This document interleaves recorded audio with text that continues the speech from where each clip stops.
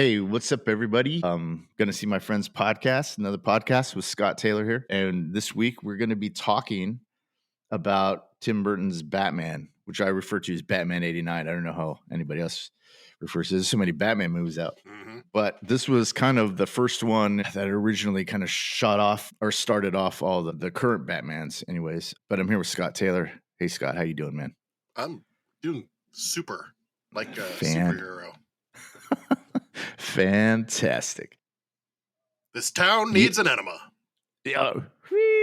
So I remember this Batman. I'm excited to get into this because this was I remember this when this was kind of being announced. I remember everybody going haywire because it was Michael Keaton. And up until then, Michael Keaton had really just been a comedic actor. You know, he had done Clean and Sober, which was his first kind of dramatic role. But when was the first time you saw this? First question is as I always ask. I guarantee I saw it in the theater. It was 89. Oh, really? So I would have been like 9 years old. Okay. So I remember it. I would have been keen age for Batmania and the toys. Yeah. I remember the Nintendo game. Yeah. So all of that, I was all in. I have specific memories of the Batman Returns era. So Yeah. I have more memories about that, but I don't have specific ones about seeing this in the theater, but I know I had to have seen it in the theater. I remember seeing it when it was released on VHS and seeing it in the stores with that case. I actually have the black.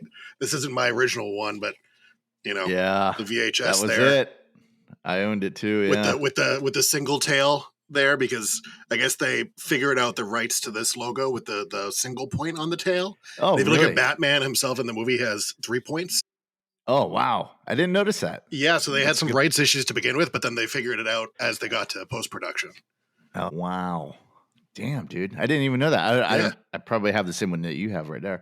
But do you remember, not remember, but did you know who Michael Keaton was? I had probably seen Beetlejuice. Yeah. I think I had seen Beetlejuice by that point. But other than that, no. I didn't have any, was a Mr. Mom before that? Yeah, I might have seen Mr. I think I saw Mr. Mom. Which we're going to do on the pod.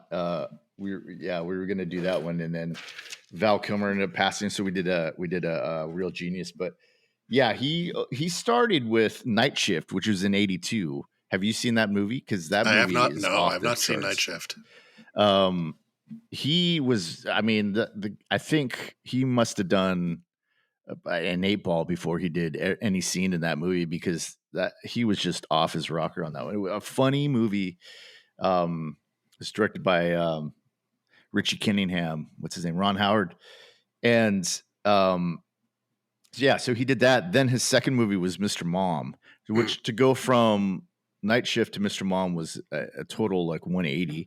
Have you seen? Oh yeah, Mr. Mom. You did see that Mr. one. Mom. I do. And that one was that one. Kind of that was that one again. I mean, it's one of my favorite Michael Keaton movies, because that's, I think, I don't know, like just his humor is so highlighted in that movie. It's really understated because it's a lot of kind of not non sequiturs, but it's more of like it's just humor. It's just low key. It's just these little quips. He'll say the line, the scene will be done, and then he'll say a little quip.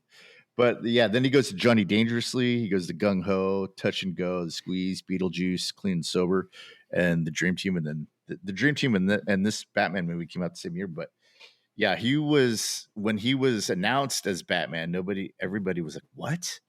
And then they immediately thought, oh, this is going to be like the campy 1960s. I think it was 66 Batman movie and series. And no, it was dark. It was great. Did you enjoy it? Like, how much did you enjoy it, I should ask? I mean, as a kid, I dug it, right? Because it's you're seeing superheroes up on the big screen, and it's kind of for the first time in that scale. You know, there had been other superheroes type movies, but this was the first one that it was unapologetic about it. They get Jack Nicholson as top billing to give it weight, and they go with Michael Keaton, who's not known for this type of role, but they go with him, and you get Kim Basinger in there. It's great. It was something that hadn't been seen before. Yeah. And I think you bring up a great point about the billing. I think they did the same thing with Brando in 79. They gave him top billing in that movie just to give it some legitimacy, because I think, I look back anyways in my lifetime, and Superman was the first superhero movie. But let's see, when that came out, I was 5, and I'm sure, like I'm like you, I'm sure I saw it in the movie theater, but I just remember having all the toys. Like I had the what's that little thing that? Oh, the Viewmaster. Yeah, the Viewmaster. I had the Superman one, and I would just see all the pictures stills from that movie.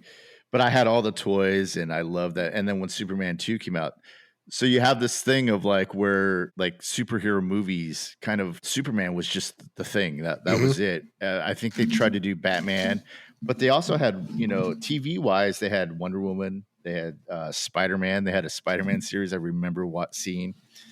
But if you look in the 80s, it's just Superman, basically. I mean, you have Supergirl, you have Flash Gordon that came out in, I think, 80, 81, Swamp Thing, Howard the Duck, and the Incredible Hulk TV series, which, to your point, a lot of, yeah, to your point, like a lot of those were just kind of, they had to make do with their budget, and so they had Lou Ferrigno coming in as the Hulk, and which is clever. But now you see, I think this Batman was probably the first one with the CGI, the effects, the miniatures. They had a big budget, so yeah. I mean, did you see any other superhero stuff like I'm sure the Incredible Hulk? Did you watch that? I remember seeing. I think was it Sunday nights it was on, maybe. Yeah. Because I think I remember seeing Muppets on Sunday nights, and I remember him walking away with a thumb out. That's the iconic part of it, right? So I remember seeing that as a kid, and just the ending, and you're like, "Oh, I missed Incredible Hulk." Yeah, and that's weird. I don't know. Maybe you're different, but I remember watching all of these movies when I was a kid. Dukes of Hazzard, everything. And if you ask me now, I don't remember any really specific episodes. Yeah. Even though I watched them religiously, I couldn't like tell you, oh, I remember that episode. Oh, I remember when they did this in that episode. Yeah, you remember the ones that become, zeitgeist of pop culture, like, Dudley getting, everyone remembers that one, but you don't remember the one where they went to the store, and went grocery shopping and hilarity ensued. So it was a time of, especially, and getting back to Michael Keaton, I think it was a time when he was kind of establishing himself. I think he did a couple of sitcoms that didn't do anything, and he did a couple of shorts, and he apparently he worked with Mr. Rogers on his TV show as a puppet, or maybe he moved some stuff. I can't remember what he did, but so this was his time, I think, to shine. I think he was trying to get into more dramatic roles because he did the Clean and Sober. Have you ever seen that movie, Clean and Sober? I have not. Okay, yeah, that was pretty intense, and it's about him. He's like this, I think, architect or finance guy. I can't remember exactly what he was, but he has this, coke problem and drinking problem, and he's just a mess. He shows up at his friend's house at like 7 in the morning, and he's like, "Hey, what's going on?" Yeah. Do you have a beer? And he's just, the wife and him were just like, Jesus Christ. But he played that part so well. It was incredible. So because Tim had worked with him in Beetlejuice, and then somebody recommended him. I think it was John Peters, one of the producers of Batman, was like, check out Michael Keaton. And he's like, all right, yeah. But yeah, it was, and when it was announced, I think this was just like, what? What's going on? Michael Keaton, really? But I think he proved everybody wrong. I think, because do you have any others where, like, any other castings that you can remember where it came out, you were like, oh man, that's Stink City, and then it comes out and you're like, whoa, okay, I'm eating some crow here. I think I would say Batman, but I think also Tom Cruise in Interview with a Vampire, because I remember Anne Rice was even like, what?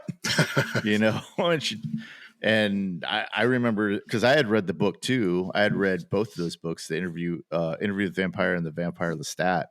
I had read both of those books, and I was like, Tom Cruise, well, this is just a movie star billion type of thing, give it to the most famous person. But yeah, he did a really good job in that movie. But wow, I don't know. For me, how about you, dude? It'd be Heath Ledger as the Joker.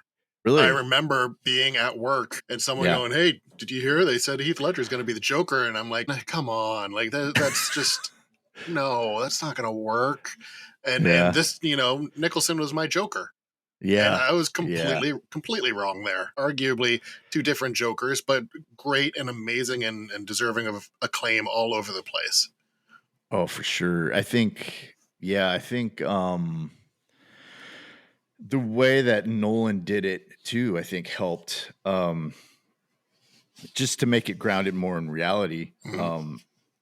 And his approach to it in that movie and what is it, The Dark Knight? Mm-hmm. Yeah, it helped a lot to bring that kind of authenticity to somebody who's really like crazy and really psychotic. But yeah, that's a good one. I don't know what I remember thinking when he was announced. Mm-hmm.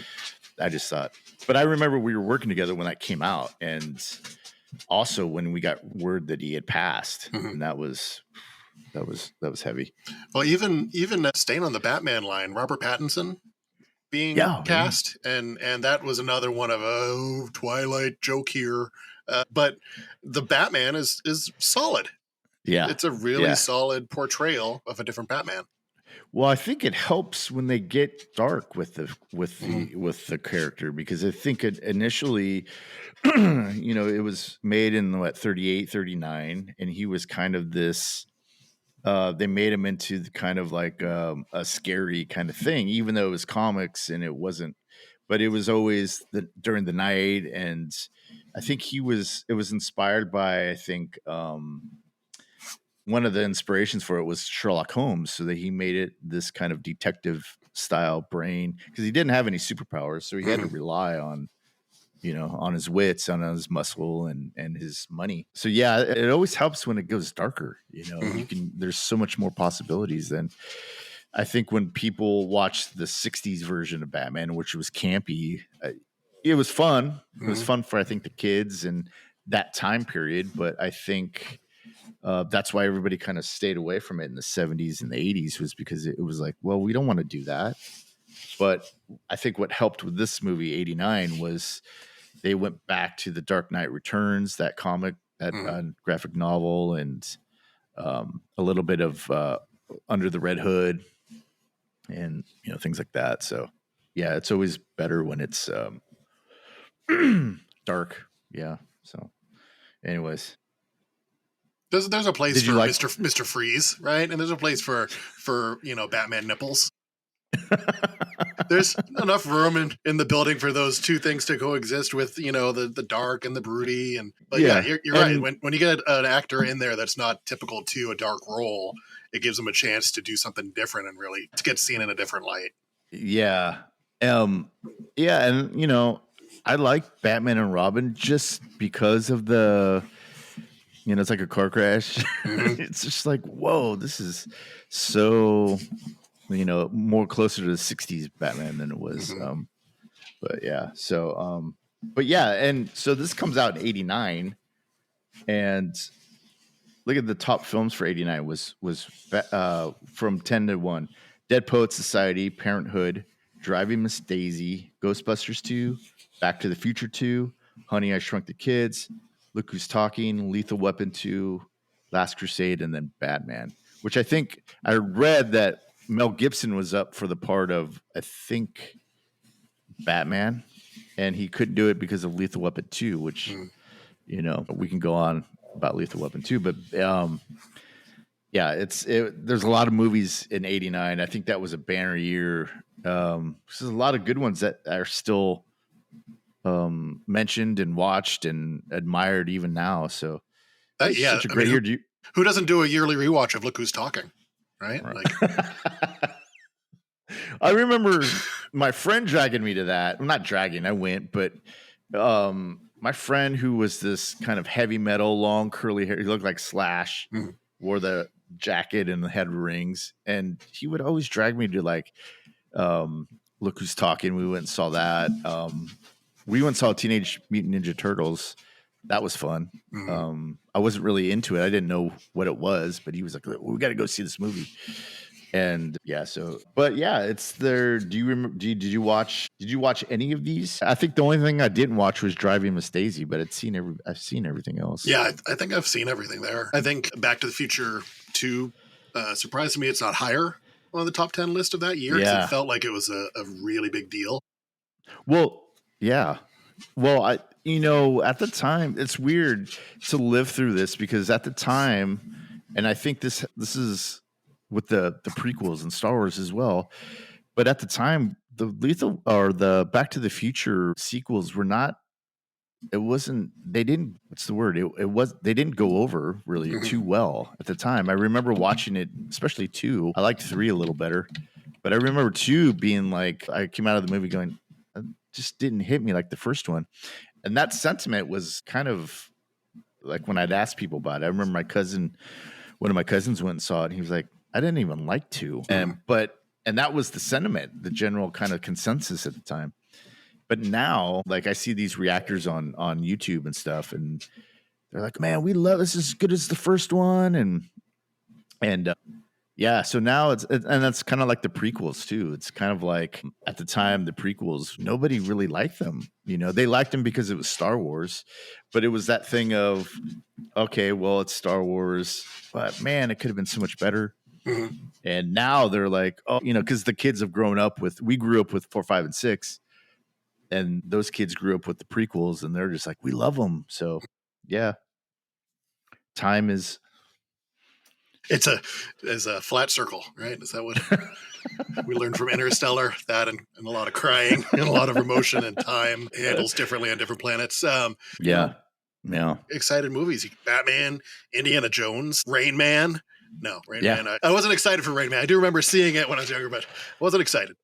Well, I've never seen that movie, Rain Man. Rain Man? Yes. Wow.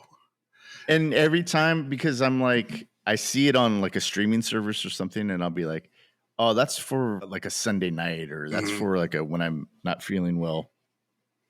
And then it's a Sunday night or I'm not feeling well, it's like, I'll just watch The Office again, or I'll just watch something that I've seen a million times. I don't know why. I've just always pushed it off. Another point I wanted to bring up too, which we share, is the Grayson trailer. Do you remember that? How big that was? Oh yeah.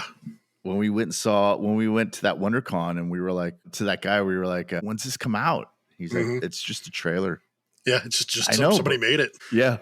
And we were, I mean, I'll speak for myself. I remember I was obsessed with it, because it was, at the time, you'd had Spider-Man, I think, come out. Spider-Man 1 and 2, I think, were out. But he put in all of DC's heroes and villains, and it was just like, they could do it. Holy shit, they could do this. I mean, I wonder what that dude's doing now. I think I should have looked. Well, I looked at his YouTube page. I didn't look at anything else, but he's still doing stuff. I think he's directed a couple things, but that guy should have been big. That was the first, that was right at the precipice of, YouTube and seeing what people can do with their own mind and their own resources. Yeah. It was amazing. And yeah, Grayson was so good. It's something that you definitely were like, yeah, I'd want to see that. I mean, his use of forced perspective on a lot of things, like he had that statue of Batman, and it made it look like he was like 20 feet tall, and he's like, no, it's about this big. And I just stood back from the camera. That, I remember that. And if anybody's interested, you guys got to go. His name is Gabriel Sabloff, Sabloff, and he has a trailer called Grayson, and it's about Batman's dad. He got killed, so Grayson, he has to come out of retirement as Robin, and he has a wife and kid, and he goes to avenge his death, and he enlists Superman. There's Superman, Clark Kent's in there, Wonder Woman's in there, Catwoman's in there. I mean, everybody's in there, and it's a great watch, man. Do you remember what was your favorite part of that? Do you remember? Dude, you honestly, you just bringing it up just sparked it in my head, and I haven't seen it in years. But now I just want to go back and watch it and show it to my daughter. It's dude. It's very dramatic too. It's like comes in, you got to tell me what you know. Just moments. I remember that part. That tell me what you know. But it was just he just did every little scene as a trailer, which you have your pick of a whole scene, but he would just film what he needed, and it was great. So yeah, that kind of that appetite for the superhero movies. I mean, it was just as recent as 20 years ago.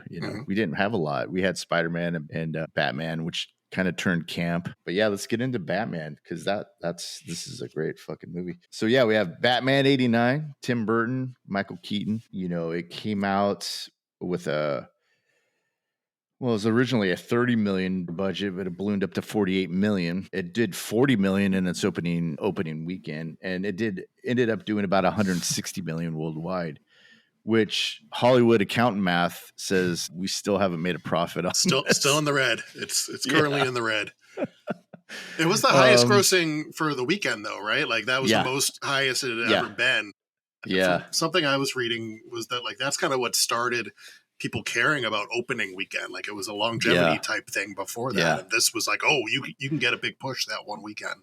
Yeah. I think before, especially in the 80s, it was how long can you stay in the theaters and what was the end gross and all that kind of thing. Those kind of tentpole movies.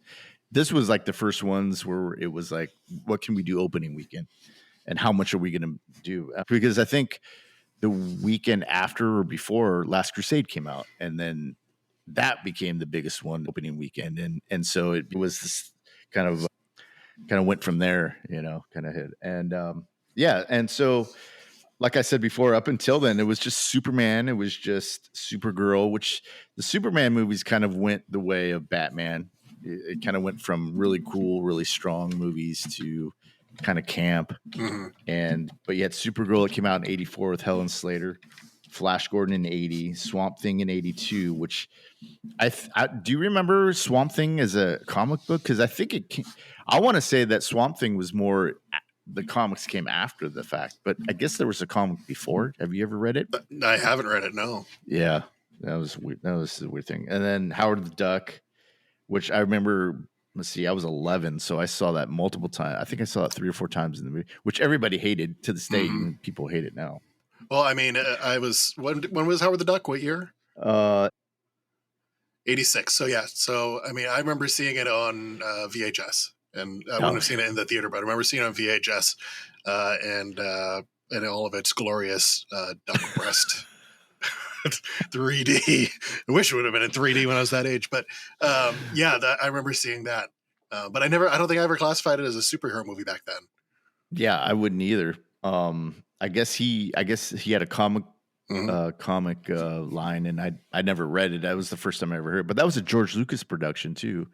A lot of it was filmed in Petaluma and the surrounding areas, and I'd never knew that. But then you have The Toxic Avenger. I don't know if you consider that a movie. Toxie, yeah.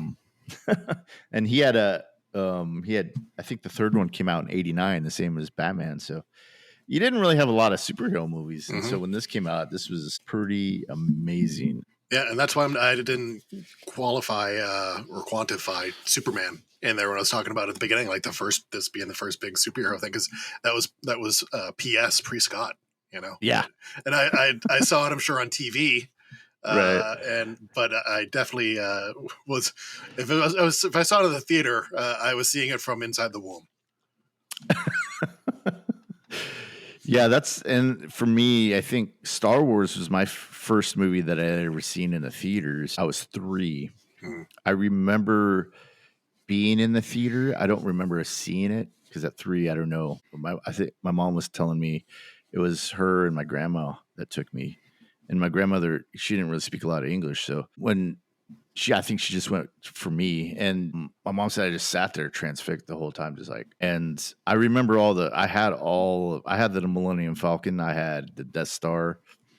I had all the toys too. It was fantastic. But you really think, like, as a parent, you think about all these firsts and you want them to make an impact and be special when they it's going to set them on a certain trajectory, like first concert, first movie, like all that sort of stuff. And I think my daughter's first movie in the theater was The Croods. It was cartoon with Nick Cage. He's a Neanderthal man with his family, and Ryan Reynolds plays a young Neanderthal kid that has like new ideas and stuff. And of course, Nick Cage is set in his ways and trying to protect his family. But she doesn't care what movie she saw first. She didn't care. Like now, she's like, yeah, that was that movie. Yeah, I think at the time too, it was such a cultural thing, Star Wars, that everybody just wanted to see that. I remember actually the first time remembering seeing it is on TV, I think it was. And then of course when we got our first VHS, which was around 81, 82, one of the first movies we rented was Star Wars. And I remember, so my routine in the summers, I would come from Sacramento to Healdsburg to stay with my grandparents. And what the thing was we'd rent some movies. And then back then it was just a 2-day rental. And back then it was, the video stores was the size of like a pawn shop now. Well, pawn shops now are big, but they used to be really small. And it was just like maybe 30, or not even, probably like 15 to 20 titles. And you would just be like, I want to rent that one and that one and that one. And then the girl would come and give them to you. And then, but it was Star Wars, The Cannonball Run, and Stripes. Those were the first 3 movies that we rented. Yeah. So anyways, Sylvester Stallone said this was kind of what he said about it was this was kind of the end of the action heroes that were all muscly, which I kind of agree with, because I think after this, the 90s was a really weird, not weird, but it was a turning point. A lot of stuff, movies and music, especially because 2 years after this, you had Nirvana, which changed the landscape of rock, especially. And then in 89, you had this introduction of Batman, which kind of changed the landscape of what action heroes are going to be like. And it was true, because I think Michael Keaton wasn't really a big guy, but I think that was the point of it, was that he put on the bat suit and became this kind of a big dude. But yeah. So any thoughts on the why this is kind of stayed as a popular go-to? I mean, even Nolan has said it's one of the best Batman movies. I feel like there's a lot of nostalgia there too, and a lot of nostalgia bias, because I hadn't seen it it's been years before I watched it this time. And it's good. It's definitely, there are scenes there just to have scenes. Yeah. It's just to have this thing here. It's like, why is Joker going over to see Vicky Vale? He's just really going there to say, oh, my girlfriend died, and here's a gag gift. Yeah. But you're like, but it's there so that Bruce Wayne can see him face to face. Right. In person. And so it's a little, I don't know, jumpy at places, uneven for sure. Yeah. But it's still a solid superhero movie. It doesn't go too deep into the origin, which is great. It starts with just the fake out of the origin story for the true fans who'd be like, oh man, that's not the dad's name. Because I even did that. I had forgot about it. I was like, that's not the dad's name. What are they doing here? And I was like, oh, okay, they got me. Well, so it's still but it still holds up. Well, they did rewrite who killed his parents, which I think in the comics and the lore was Joe Chill. But here they have the Joker who did it, actually. And I was watching a featurette after watching it one of the times, and the writer was like, "Hey, I didn't do that.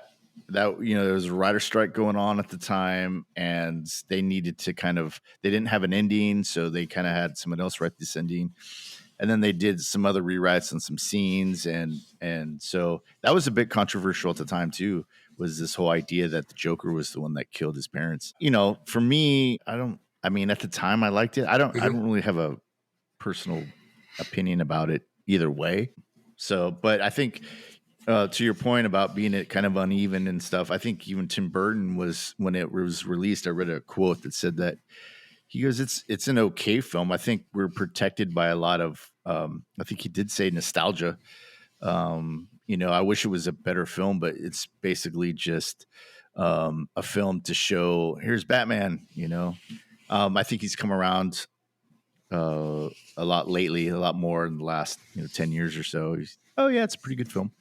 But yeah, I agree with you. I think, the use, Tim Burton didn't really read a lot of Batman. I think he said he was aware of the legacy of it, but he didn't really read a lot. So I think the fans, especially when they take issue with his use of guns, against in this movie, which he doesn't kill anybody with a gun, but he has guns on his plane and on his Batmobile and stuff. Does that rub you the wrong way or anything? Or yeah, there are the things that you hold on to for characters, right? Like, they can't do certain things, or they have to do certain things that you have to stay tried and true with.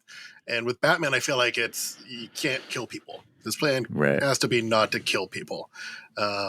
And the guns kind of tie in with that. Like, what else? What are you going to do with those guns? Well, I'm not shooting the strings of the balloons with those guns. I have that handy dandy little MacGuffin claw on the front that's meant just to snap off balloon strings. Yeah. But there are scenes, he goes in and drops bombs in the plant, right? There's people in there. Yeah. Even if they're henchmen, there's still people in there getting killed. I mean, we're having the Clerk's Death Star conversation about the Acme chemical plant. So there's people in there. They're going to die. And then you have, jumping to the end a little bit when they're in the bell tower, and he grabs a guy with his legs and just throws him. That guy's not surviving that fall. He's definitely not going to be like, oh, sorry, I hung on to the side. No, he's dead. Yeah. And it's what you said about the clipping thing. I think, I mean, when I see that, I remember, did you ever watch the 1966 movie Batman? So you remember at the beginning, they're going down to get onto the boat and the boat disappears and he goes into the water and he comes out with a shark and he's like, hey, Robin, give me the shark repellent. It just reminded me of like, how would you have, and then it was like shark repellent, something else repellent. It had like 3 or 4 different types of repellent. Mm-hmm. And it's like, oh, okay. I feel like it was a callback to that just because it's so silly. Mm-hmm. But what did you think about that movie? The 66 I love it. I'm staring at a poster signed by Adam West and Burt Ward and Lee Merriweather. Nice. I love that movie. And yeah, me too. When I went to get it autographed by Adam West, I'm sure he heard stuff all the time, the same stuff over and over. And I was like, oh, he was like, nice to meet you. He's like, well, what's your name? And my wife goes, Courtney. And he goes, Courtney, I wish I met you before you were married. And I'm like, did Adam West hit on my wife? Jesus. This is about me. I'm paying. Let's go outside. I'm paying for the autograph here. Focus on me. So then I'm like, it was either this poster or I was going to have you sign your autobiography. And he turns to the guy behind me and goes, Tony, this guy has my autobiography. And Tony's like, here's that every time someone comes up. It's like, oh yeah, I loved you in this. Tony, he loved me in this. Yeah. You're the one. That would have been a good. And I remember telling him, I was like, my favorite line I use just in my day-to-day basis still is, some days you just can't get rid of a bomb. He just goes, that's a great line, isn't it? And again, he says that no matter what anybody says, it's a standard routine thing. But right. Yeah, that Batman movie is great. Is it a great Batman movie? No, it's silly. It's Batman's take on like Naked Gun, right? It's just ludicrous for being ludicrous, but it's amazing in its own right. Yeah, dude. I mean, that movie, it's going around the reactors, the YouTube reactors are starting to react to that stuff and they all love it too. They're all, this is so silly. And they had laughing and at all the right places. And yeah, it's so great. I remember seeing the reruns of that when I was a kid and thinking like, oh, this is the best, especially when there were the fight scenes. And I had a viewfinder thing of that as well. I had stills of that. I had 3 or 4 of them too. And there were different stills. That and Electro Woman and Dynagirl. Do you remember that at all? No. Okay. Oh, yeah. That was it was these 2 like superhero type of 2 girls, and it was kind of modeled after Batman and Robin, and so that was a good one too. That was in the era of like Sid Croft and all those kind of things.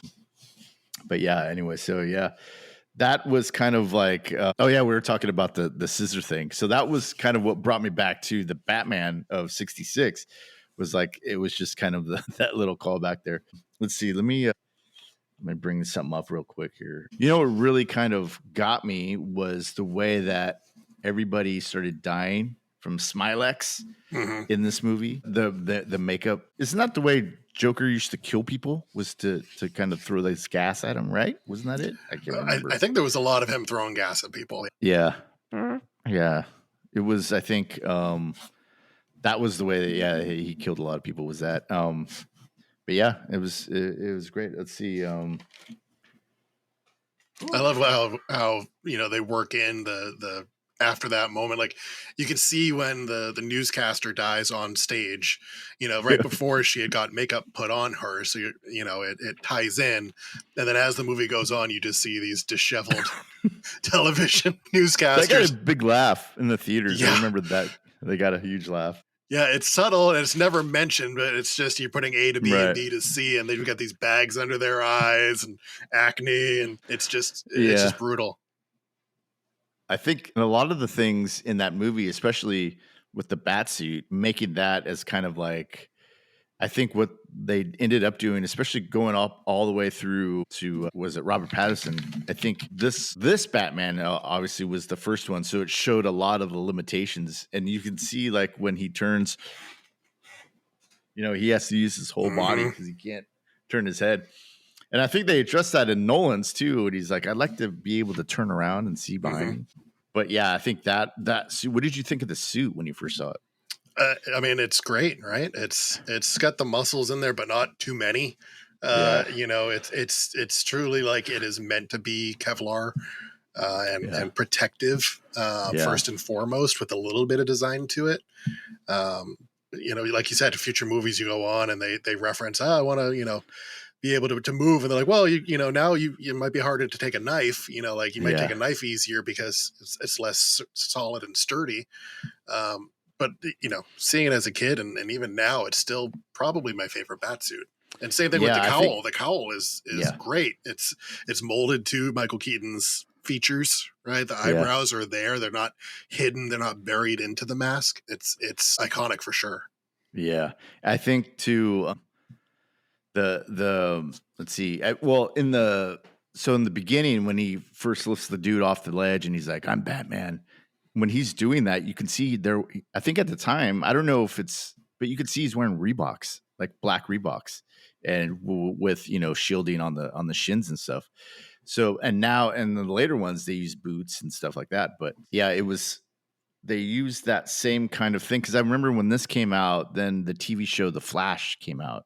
Do you remember seeing that at all? Mm-hmm. Yeah, I do. Yeah. And so they used the same type of thing where it was kind of this, the suit with the muscles not too big, and so I think that was the beginning of that kind of thing. What this era Batman, they really didn't improve upon it. They just improved upon maybe the design a little bit and maybe the mobility of it, but they didn't really improve the cowl in terms of like moving it.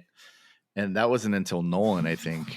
I think even in the first one, he couldn't really turn around and see anything. So.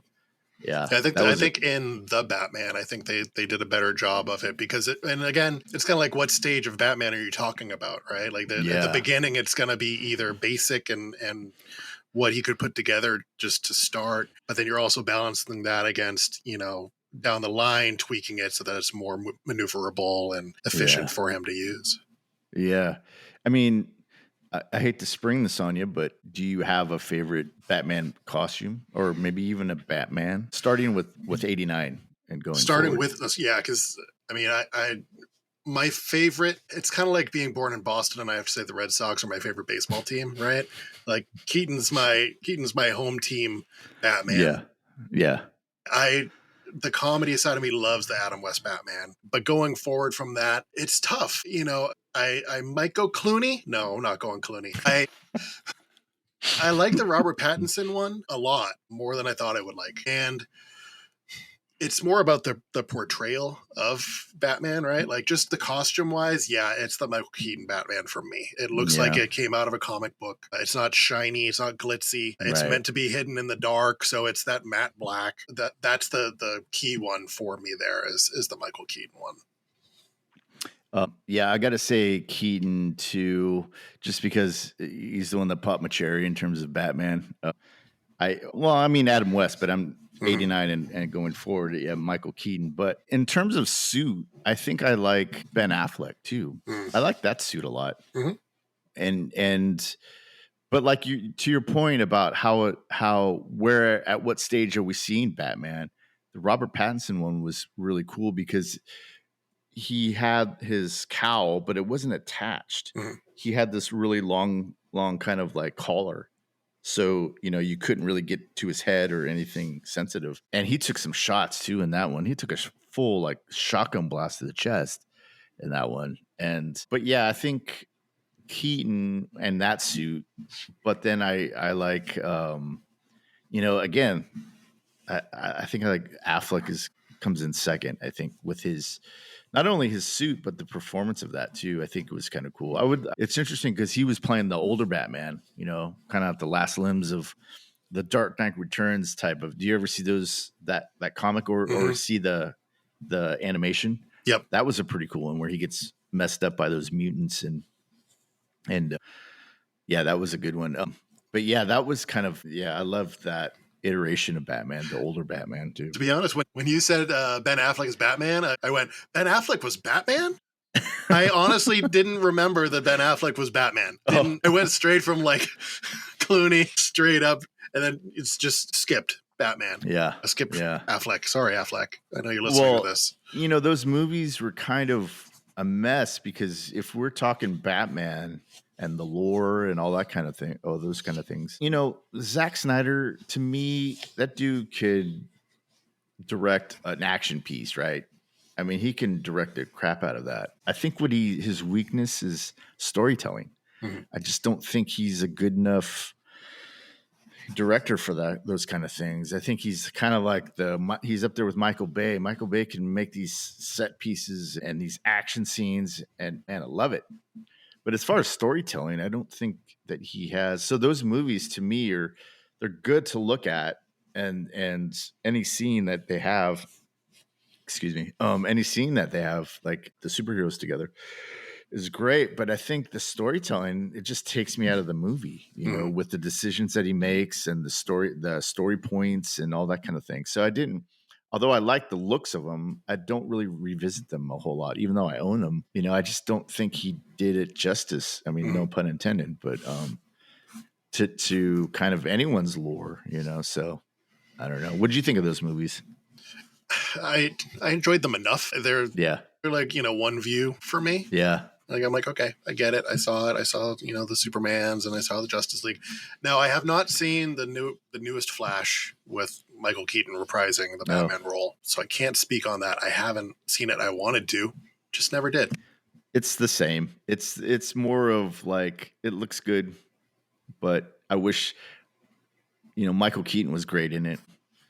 It just doesn't, those kind of movies now in the last, like, I would say 20, 15 years, maybe, it's all the flash. It's all, or not, no pun intended again, but it's all, how pretty it looks and how good it looks. And then you get to the story and it's like, okay, it's good to look at. I think they need to have a mixture of Nolan and the way he can tell a story and the way he can kind of film certain things and IMAX and all that kind of thing, and then like Snyder, have one director that can kind of capture those two things, and I think you can have a super movie, or great movie, I should say. But yeah, I mean, I have those movies too. And each time I watch it, I'm like, well, maybe I just didn't get it.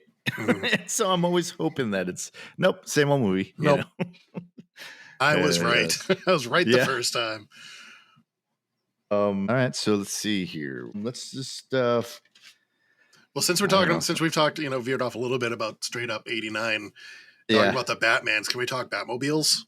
Oh, yeah. Like what? So let's say now, not Daily Driver, right? Is Daily Driver, that's a different decision about gas mileage and, how's this is it a stick shift because I'm in, going up and down hills a lot. It's a lot. Is it electric? Yeah. It's a lot of those decisions, but just for what you would like to own to drive around on the weekend or just have in a garage, which Batmobile would you go with? Oh, jeez. That is a great one. You know, I would think,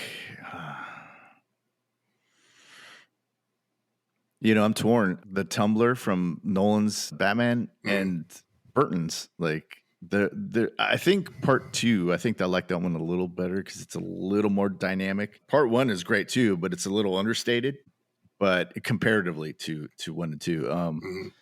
But yeah, that first Batmobile still, like, again, it's like, this is the first one I saw. So, but I love the realistic, practical ability of the one from Nolan, the Tumbler, or I think that's what they call it. Yeah, the Tumbler. Yeah, and the ability to change into a motorcycle, and how that was amazing. And so the durability of that one, but I love the technological kind of marvel that is the first one. So it's, I don't know, those two are a tie for me. What about you? Yeah, I mean, I think even Daily Driver or Own, I think it has to be the, Adam West Batmobile. That's in play. I forgot. Yeah, like it. But if we're going 89 forward, it's got to be this one, right? It's got to be the Michael Keaton Batmobile, whether it's this one or Batman Returns. It's just the stylish aspect of it, and being able to have that and look at it in a garage or take it around the block. Picking up Casey in it. Yeah, I mean, you can actually, if you do the Warner Brothers tour down in LA, they have, part of it is like a Bat Cave, and it's all that, now it's the Justice League stuff too, but they have the Batmobiles there, and they have the Burton one, and they have, a bunch of different Batmobiles there, in like a big room, kind of like a Bat Cave, and it would just be great to just drive around. Yeah, that would. I think I went to a car show in San Francisco at the what's that arena there? They have the Cow Palace, Moscone Center. Moscone. The Moscone Center there. Well, that was where WonderCon was, right? And probably in the early 2000s, I went there, and I think they had I remember seeing the Batman car up close at a car show. Maybe I even went to Universal Studios, or Warner Brothers Studios, whatever. But yeah, I think I had seen it in person once, and it's great, man. It's cool. To see it up close like that. And then, what was really cool too was how they did the special effects when he said shields, and then it was to see that you could tell that that's like CGI, but it still was great. It was still like, man. Or when he stands there and he goes, stop. Now, when he says stop, does he have to voice control things? Like, otherwise, how many people did it run over on the way to him? Like, it's like, find me any way possible, and it's just plowing through pedestrians left and right. It's like stop, Waymo. Just Yeah, it was Waymo before Waymo, man. Holy crap. Yeah, and another little bit too was he doesn't have the guard. So when he's all, who is it? And they're lifting up his cowl. Like in the other iterations and in the comic book, he has that little ow, thing to make sure that no one can see it. And then supposedly, I guess Vicky Vale got a shot of his cowl, but it's so close, and I don't know. She was so high up, like that flash on that camera, that wouldn't have done anything. She would have got a really good view of the catwalk beneath her. Yeah, right. But exactly, that light would have just bounced off the sides and been sucked in. But they always have to have, I think, and I think the Batman Begins, I think, kind of stopped there. But I think in all the Batmans, they even with the Schumacher ones, two Schumacher ones, those 4 Batman ones, which I own all 4 of those. But they always have to have the ninja that comes out and to show Batman's kind of versatility in his fighting styles. I don't even know what happened at the end there, like the bell tower with the ninja and the things on his feet where he's like flying at him for like 14 seconds straight.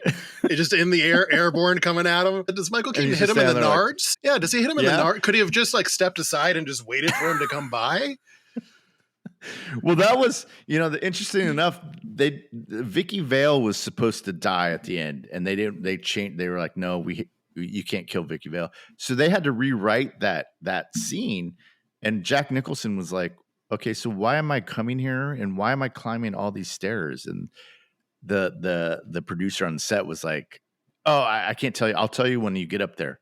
And he was like, I just couldn't tell him that I didn't know why, So yeah, that whole ending was rewritten, and you can kind of tell. Now that I know that, you can kind of tell. I'm like, oh yeah, why is he coming up there? But now it's because he has to. That's how he escapes. But yeah, I saw one theory about the end, and with Billy D. Williams being in there and being Harvey Dent and being Two-Face, and the word on the street is that they didn't want a black man playing Harvey Dent. They just didn't want that, and which he would have been great. Billy D's awesome.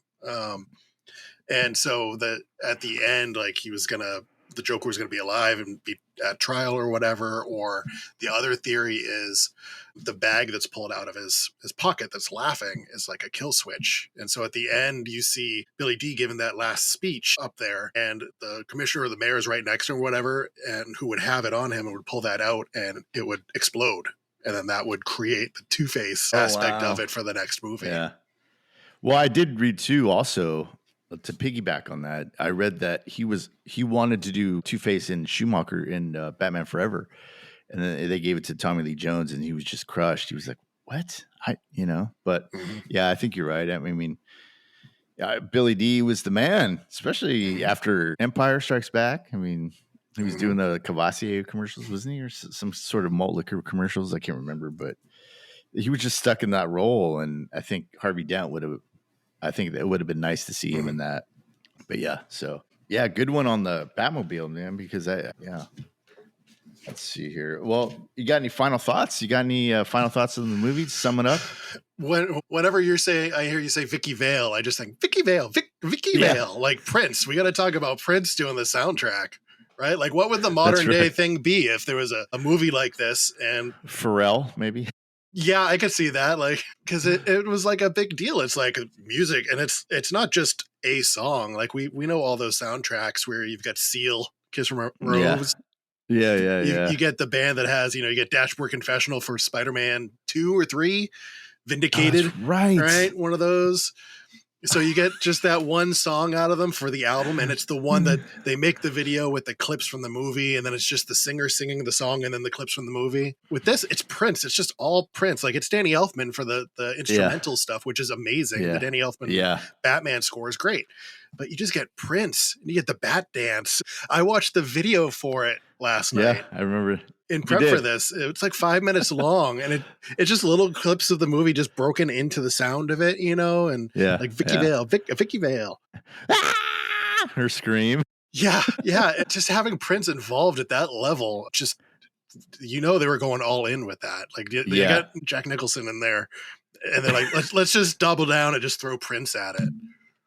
Well, I think that was an afterthought. I had read a story that it was like during the last legs of post-production, and they were like, "Oh, we got to get Prince. Prince wants to do some songs." And I think Tim Burton was like, "I don't care," And after the fact, he was like, "Yeah, it seems out of place, but So if they added that after, I want to know what Jack Nicholson was dancing to in the museum scene. Well, no, I mean, that's true. Maybe I meant to say it was in the later part of staging of filming, because I think that especially the parade part too, when he's like, boom, boom, boom. I think it was like they needed music for those things, and I think that's when they called Prince to do it. And Prince was like, "Yeah, I'll do it." That dude could do anything. It's probably a little higher tone, probably like, "Yeah, I'll do it." I'll do it.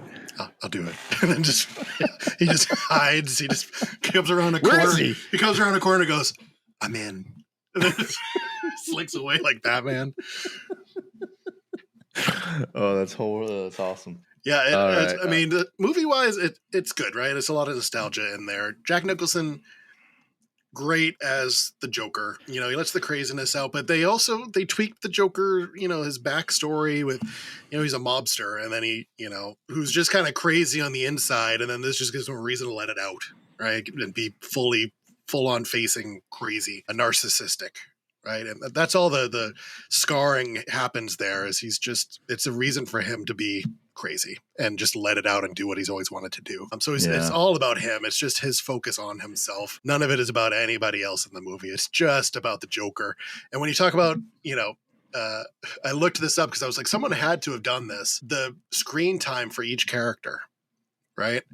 Wow. Vicky Vale, 55, 64 minutes, Vicky Vale. She's got the most screen time in a Batman movie. Then you've got the Joker at 40 minutes and Jack Napier at 15.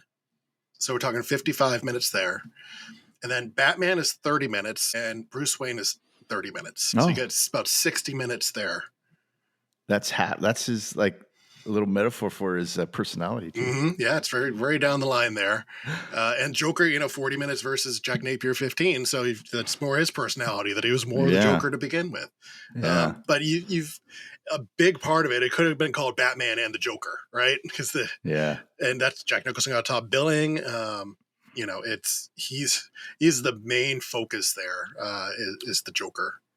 Well, he negotiated too a part of the back end, and it estimates that he got about up to 90 million for this movie, just from back end stuff. So it's classic Joker, and it's what we think of a lot. I mean, nowadays it's like you think of the Heath Ledger Joker. Yeah. But the newer Jokers, Heath Ledger type Jokers, are more like about the mental health. Like they're like, they've got some mental health issues going on. And with Nicholson, it was more just he was a narcissist and just self-centered, and that was at the front of it all. But he does a great job. And are we doing a game 6? Yeah. Yes. Do you have one? I would go. Is it Robert Wall? Yeah. As Knox, right? Yeah. I'd go with him there because every scene he's in, he's it's funny, adds the humor in there. You're like, this is kind of the news person that I would expect to be in this situation. Yeah. Can I have a Grant? Yeah, get him a Grant. Oh, and give Knox a Grant. Yeah, he was that. Yeah, he was a really good one. My Clay Thompson is Bob. I had seen him before that. I'd seen him in the Newhart show, Bob Newhart show. Mm-hmm. Do you remember? Do you ever see that? Yep. Yeah. Okay. So he had this is my brother Daryl. It's my other brother Daryl. And so every scene, and it sucks when Joker just gets pissed and is like, "Gun, please, Bob." Man, what a way to go out. But every time he's so loyal and he's so like, whatever you want me to do, I'll do it. And what does he say? He's the one that says, "Check his wallet." And when they get Batman down. So that's my Clay Thompson. You could also go Eckhart, right? You go with Porkins. Porkins from Porkins Star Wars. Star Wars. I'm glad you knew that, because I was going to actually bring that up, and it's in my notes and stuff. I just never got around to it. But you could go Porkins there, but his voice just always just gravelly, just like just the graveliest voice, like Tom Waits as a detective. I just saw. Bring him. I want him dead. Bring him up to the house. Bring him up.